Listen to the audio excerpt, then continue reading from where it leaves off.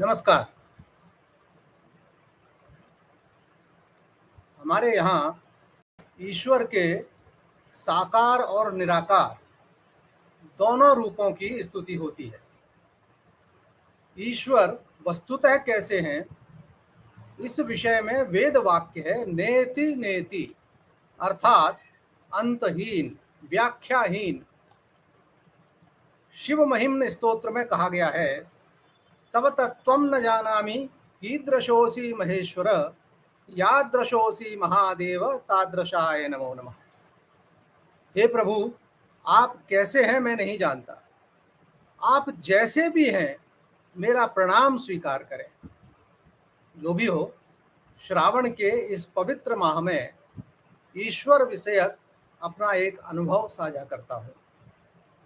बात है दिनांक 11/10/83 की, 1983 की। नवरात्रि का पावन अवसर था। दो मित्रों श्री गोपाल कृष्ण दंडोतिया तथा श्री गोकुल दुबे, मैहर माता का विश्व प्रसिद्ध मंदिर है, तो क्यों ना उनके दर्शनों का लाभ ले लिया जाए। इस नवरात्रि के अवसर रस्म अदायगी तीनों बढ़ चले। गणनातीत व्यवस्था के नाम पर पुलिस जो व्यवस्था कर रही थी, उससे व्यवस्था की जगह अब व्यवस्था ज्यादा हो रही थी। अतः कहा जा सकता है कि व्यवस्था नाम की कोई चीज ही नहीं थी। आपाधापी का फायदा उठाकर जैसे तैसे मेरे दोनों मित्र तो मंदिर में प्रवेश कर गए, किंतु मेरा दुर्भाग्य, मुझे कोई अवसर नहीं मिला। खड़े खड़े पैर दुखने लगे, यहां तक कि मैं स्वयं को खड़ा रहने में भी असमर्थ महसूस करने लगा। मन में जगत जननी का स्मरण कर मैंने प्रार्थना की, माँ जैसा भी हूं आपका हूं, कुपुत्रो जायेत क्वचिदपि कुमाता न भवति, दर्शन दो माँ। फिर मन ही मन एक संकल्प लिया, 100 तक गिनती गिनूंगा, माँ की कृपा होगी, दर्शन देने होंगे तो कुछ व्यवस्था होगी, अन्यथा वापस लौट जाऊंगा।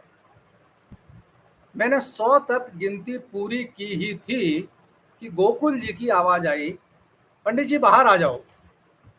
मैंने सोचा कि शायद माँ की इच्छा दर्शन देने की नहीं है, किंतु ऐसा नहीं था। गोकुल जी मुझे अंदर जाने की ट्रिक समझाने आए थे। उन्होंने कहा कि मंदिर के पीछे से विशिष्ट व्यक्तियों को दर्शन करवाए जा रहे हैं, कोशिश कर लो, क्या जाता है, दर्शन होने होंगे, हो जाएंगे, बैकडोर एंट्री चल रही है। आम लोगों को पुलिस के डंडे ही मिल रहे थे, और माँ की कृपा कि मैं बेरोक टोक उसी द्वार से प्रवेश पा गया। भाव विभोर होकर मैंने माँ शारदा के दर्शन किए। कह सकता हूँ कि ईश्वर के प्रत्यक्ष दर्शन न सही, मुझ जैसे धर्म कर्म विहीन व्यक्ति को भी माँ ने अपनी कृपा दर्शाई, अपनी अनुभूति कराई। लेकिन असली अनुभव तो अभी होना शेष था। लौटकर मैहर बस स्टैंड पर भोजन किया। होटल सरला, आज भी नाम स्मरण है। हैरत होती है आज कि 8 रुपये 70 पैसे में हम तीनों का भोजन हो गया। मैहर से कटनी की यात्रा भी कष्टप्रद रही। वैसे ही तो थके बांधे, ऊपर से खचाखच भरी बस में एक पैर पर खड़े खड़े यह यात्रा हुई।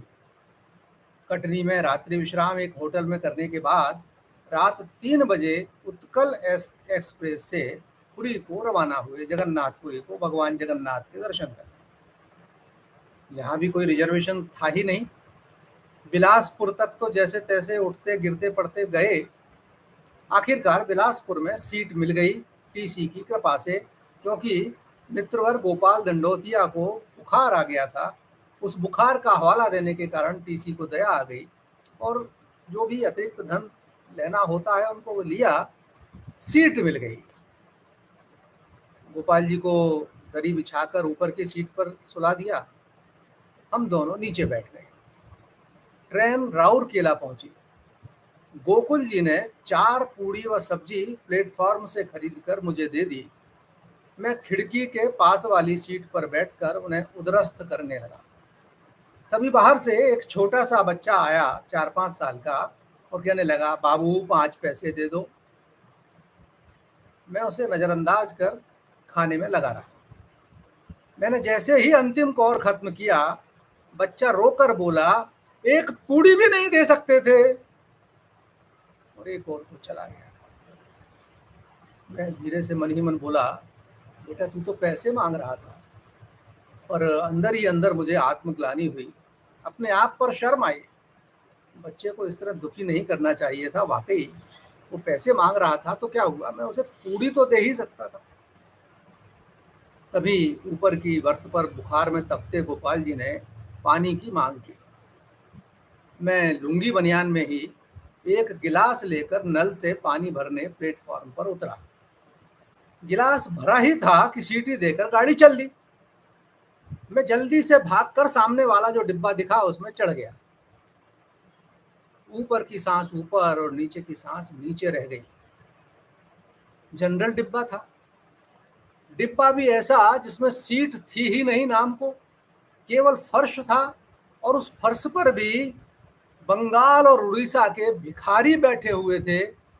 किसी के हाथ में कांसे का बर्तन या कोई अन्य गंदा सा पात्र, हाथ में पानी का गिलास थामे, लुंगी बनियान पहने मैं भी उनका ही भाई बिरादरी लग रहा था। पूरा डिब्बा मछली और चावल की गंध से भरा हुआ था। तुरंत दिमाग में बिजली सी कौंधी। उस छोटे बच्चे के रूप में जगन्नाथ का दिल दुखाने का जो पाप मुझसे हुआ है, उसके परिणाम स्वरूप ही ईश्वर ने मुझे भिखारी जीवन का अनुभव करा दिया। मन का आवेग कम हो गया। उस नरक में भी स्वर्ग दिखने लगा। प्रभु की कृपा महसूस हुई। इतनी जल्दी कर्म फल प्राप्ति की अनुभूति ने ईश्वराराधन में तल्लीन कर दिया। वैसे तो गाड़ी हर आध पौन घंटे में कहीं ना कहीं रुकती थी, पर लगता है इस बार मुझ अधम को दंड देने के लिए गाड़ी रुक ही नहीं रही थी। मैं कहीं भी बस्ती का चिन्ह देखता तो सोचता, आशा करता कि शायद अब गाड़ी रुकेगी और मैं अपने डिब्बे में पहुंच सकूंगा। पर गाड़ी थी कि विशिल देती, स्टेशन पर स्टेशन छोड़ती चली जा रही थी। मैं कभी दिव्य पराध क्षमापन स्तोत्र का जाप करता, भगवती का स्मरण करता, तो कभी तुम तो शिव जी सदा दयामय, अवगुण मोरे सब ढकियो, मम अपराध क्षमा कर शंकर, किंकर की विनती सुनियो दोहराता, गुनगुनाता। मन में विचार आया, क्या प्रभु की कृपा से लाइन क्लियर न मिलने के कारण किसी आउटर पर भी गाड़ी नहीं रुक सकती? हे भगवान, गाड़ी रोक दो जिससे मैं अपने डिब्बे में पहुंच सकूं। मेरा ऐसा सोचना था। आश्चर्य, चमत्कार हो गया और गाड़ी बीच जंगल में खड़ी हो गई। मैंने डिब्बे के नीचे झांका तो पैर रखने की भी जगह नहीं थी। झाड़ियां ही झाड़ियां, साथ में अंधेरा घुप। डर लगा कि कहीं मैं नीचे उतरा और गाड़ी चल दी तो क्या होगा। अगर इस अर्धनग्न स्थिति में जंगल में ही छूट गया तो क्या होगा। बचपन में पढ़े हुए टार्जन की तस्वीर दिमाग में आई और फिर मैं बेसाख्ता हंस पड़ा। आसपास बैठे हुए भिखारी मुझे हैरत से देखने लगे। गाड़ी चली तो मुझे फिर प्रभु याद आए। सोचा, जिन्होंने मेरी फरियाद पर गाड़ी रोक दी, वे क्या मेरे डिब्बे में पहुंचने की चिंता नहीं करते? मुझे लगा कि मैं एक बार फिर फेल हो गया हूं, पर इस फेल होने में भी एक अनिर्वचनीय आनंद की अनुभूति थी। प्रभु कृपा की अनुभूति ने आनंद विभोर कर दिया था। मन पूरी तरह शांत हो चुका था। भाषा न जानने के बाद भी मैं आसपास के लोगों से, बच्चों से कुछ तो भी वार्तालाप करने लगा। वे भी खुश दिखाई दिए। मैं पिछले 3 घंटे से खड़ा ही था, हाथ में पानी का भरा गिलास लिए हुए। ना तो यह होश था कि मैं उस पानी को पी लूं या फिर फेंक ही दूं। पगला सा गया था। अभी सो ध्यान गया तो फिर होठों पर मुस्कान आ गई। मैंने वह पानी पी लिया। गाड़ी आखिरकार चक्रधरपुर स्टेशन पर रुकी और मैं अपने चिंताकुल मित्रों तक पहुंचा।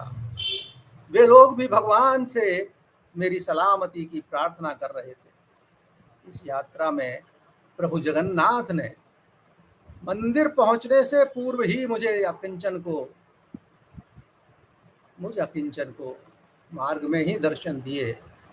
मेरी तो यही अनुभूति है। आप क्या महसूस करते हैं? नमस्कार।